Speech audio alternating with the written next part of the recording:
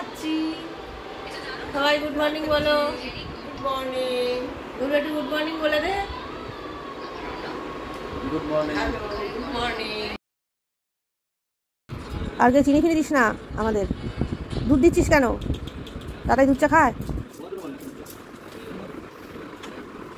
এমনি দিতে পারতিস, ওটাই দিতে পারতিস।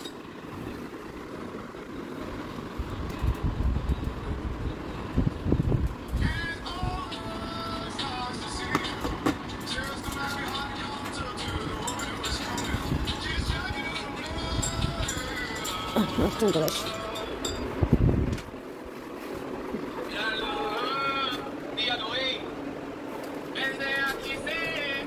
আগে কোল্ড ড্রিঙ্কসটা খেয়েছিলি?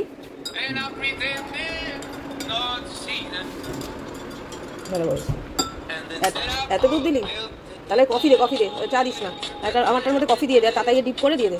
দাদা তোমার চা, মায়ের কফি। Good morning.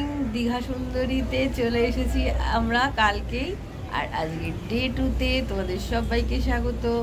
আর এই দেখো একটু চা খেলাম, আজ ছেলে বানালো, আমার জন্য কফি করে দিল আর মায়ের জন্য চা করে দিয়েছিল। ছেলে তো ভোরবেলা 5টায় উঠে বললো যে আমি একটু ঘুরে আসি।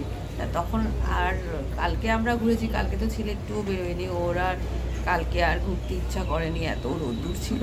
আচ্ছা আমি ভোরবেলা যাবো, দিয়ে 5টা থেকে পুরো 7টা অবধি ঘুরে এসছে, 2 ঘন্টা ঘুরে এসে আমাদের জন্য চা বানিয়ে আমাদেরকে মানে সকালবেলা মর্নিং টিটা ছেলের হাতেরই আমি কফি খেলাম, মা চা খেলো।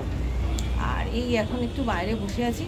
আমাদের রুমটা মানে এত ভালো, মানে এতে না দেখো দেখা যাচ্ছে, জাস্ট একটু যদি আমরা এই ফ্লোরটার উপরের ফ্লোরটায় থাকতে পারতাম তাহলে তো তোমার ওখানে মানে যাওয়ার কোনো এমনিতেও দরকার নেই। আমি এখান থেকে বসে পুরো সমুদ্রটা দেখতে পাচ্ছি এখানে বসে।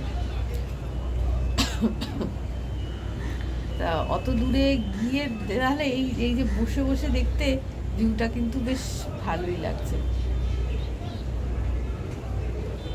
আজকেই বেরিয়ে যাব, আজকে এই একটু পরেই রেডি হব, স্নান টান করবো, দেখি তারপরে যদি একটু সমুদ্রের পাড়ে যাই সেগুলো তোমাদের সাথে শেয়ার করবো। দেখতে থাকো।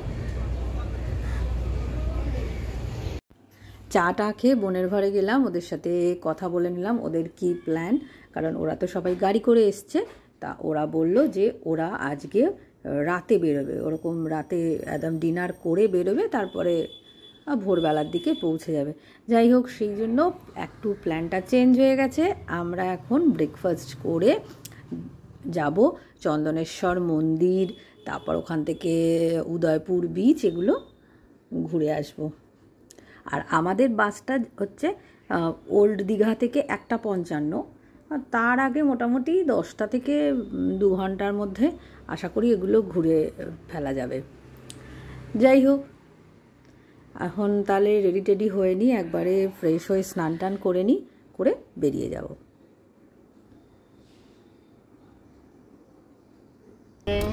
সেকেন্ড গ্রুপ কে মামুনি আপন নদী আপন বলো, নদী আপন বেগে কে নদী আপন হয়েছে? নদী আপন বেগে ওটা নদী দিয়ে নয়, ওটা ওগো নদী।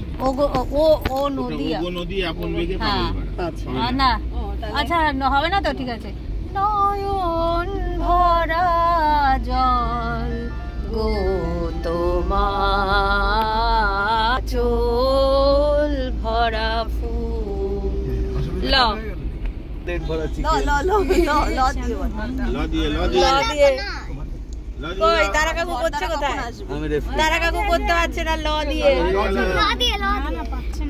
পিছে সাদা মোজা, স্কুলে ইউনিফর্ম, নটার সাইলেন্স, সিলেবাসে মনোযোগ কম, পড়া ফেলে এক ছুটে রাস্তার মোড়ে, দেখি সাইরেন মিস করা দোকানিরা দেয় ঘড়িতে দম দিয়ে।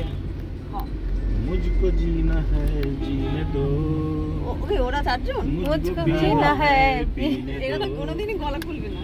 मैं अब तुम अमीर हो, खुश नसीब हो, मैं गरीब हूँ, बदनसीब हूँ, जीने दो पूछ लो उदयपुर किधर से जाना है, पूछ लो।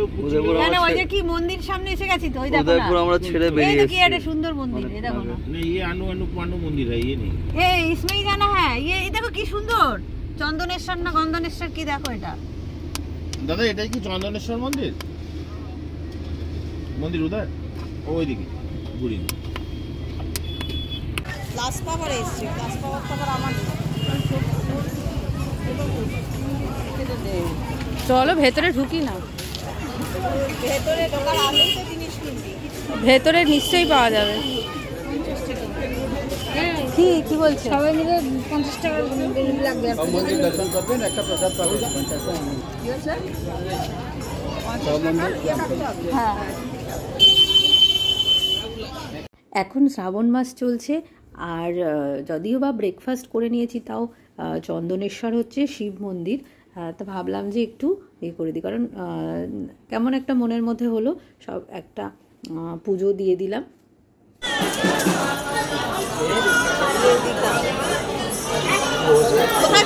এইখানে এটা জ্বালিয়ে দিয়ে যাবি, জ্বালিয়ে দিবি ততক্ষণে। পুজো দিয়ে জিজ্ঞাসা করো মন্দিরের ভেতরে ঢুকে গেছো? এসো, মন্দিরের লাইনে দাঁড়িয়ে আছি তো। আস্তে আস্তে। এইখানে এইখানে দিয়াটা জ্বালিয়ে দে, ঠাকুরের ভেতর গেলে তো জ্বালাতে দেবে না, আবার সে ঘুরে ওদিক দিয়ে বেরোবি, ততক্ষণে আমরা লাইনে দাঁড়াচ্ছি, তুই দিয়াটা জ্বালিয়ে দে। দিয়ে তারপরে নিয়ে আসবে। ঠিক আছে, যা বলবে তাই। দেখতে পাইব যে পথটা কি করে গেলাম।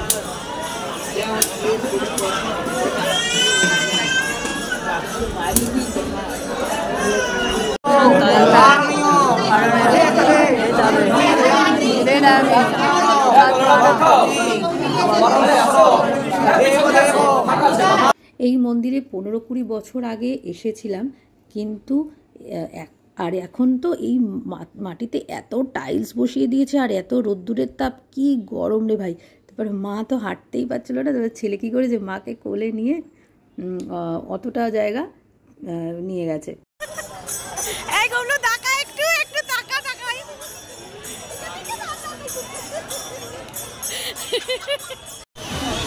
এখন চলে এসছি উদয়পুর বিচে, দেখ। জানো তো, উদয়পুর বিচে না ফার্স্ট টাইম এলাম, এর আগে কখনো আসেনি, কিন্তু এত সুন্দর লাগলো।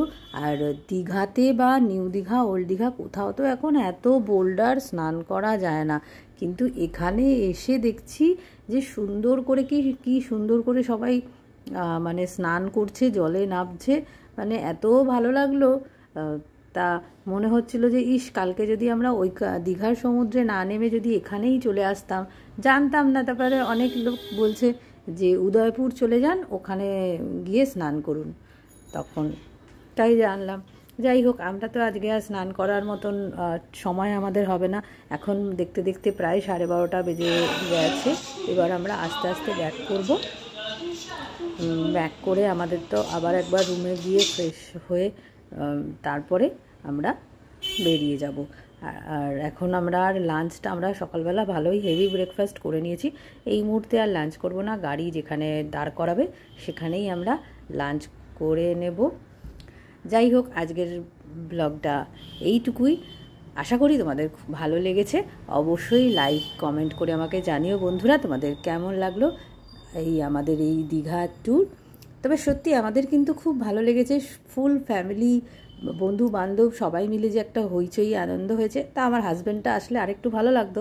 যাই হোক, সে আর কী করা যাবে, তার শনিবারে অফিস ছিল, ওর মান্থ এন্ড আসতে পারেনি। তাহলে চলো, টাটা, বাই বাই বন্ধুরা, সবাই ভালো থেকো, সুস্থ থেকো, আর আমাকে একটু সাপোর্ট করো তোমরা, প্লিজ প্লিজ প্লিজ সাবস্ক্রাইব করো আমার চ্যানেলটা। তোমাদেরকে আবার কালকে আবার একটা নতুন ব্লগের সাথে দেখা হবে। তাহলে টাটা, বাই বাই।